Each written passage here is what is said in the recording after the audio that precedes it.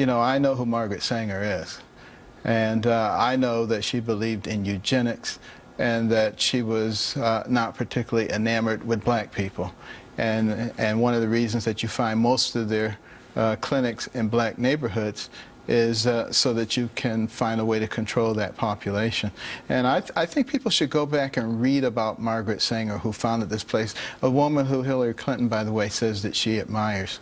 Look and see what many people in Nazi Germany thought about her. In 1916, H.G. Wells' lover, Margaret Sanger, starts her promotion of eugenics in the United States. In 1923, Sanger receives massive funding from the Rockefeller family. Sanger wrote to fellow eugenicist Clarence J. Gamble that black leaders would need to be recruited to act as frontmen in sterilization programs directed against black communities.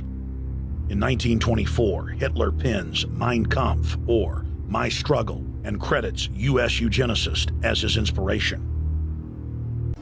I admire Margaret Sanger enormously. Her courage, her tenacity, her vision. I am really in awe of her. By 1927, eugenics hit the mainstream. The so-called science was aggressively pushed through contests at schools, churches, and at state fairs. Churches competed in contests with big cash prizes to see who could best implement eugenics into their sermons. Major denominations then tell Americans that Jesus is for eugenics. That same year in the United States, more than 25 states passed forced sterilization laws, and the Supreme Court ruled in favor of brutal sterilization policies. When Hitler came to power in 1933, one of his first acts was to pass national eugenics laws, modeled after laws in the United States.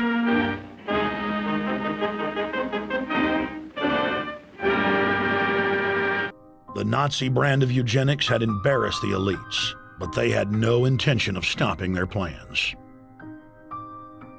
The Allies literally fought with each other over who would get top Nazi eugenicist. It didn't matter if the SS doctors had tortured tens of thousands to death. They were free to go.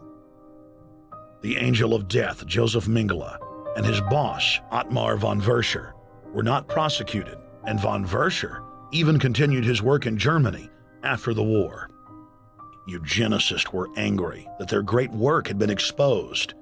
They then scrambled to camouflage their agenda. Eugenics Quarterly became Social Biology. The American Birth Control League became Planned Parenthood. New terms like transhumanism, population control, sustainability, conservation, and environmentalism replaced racial hygiene and social Darwinism.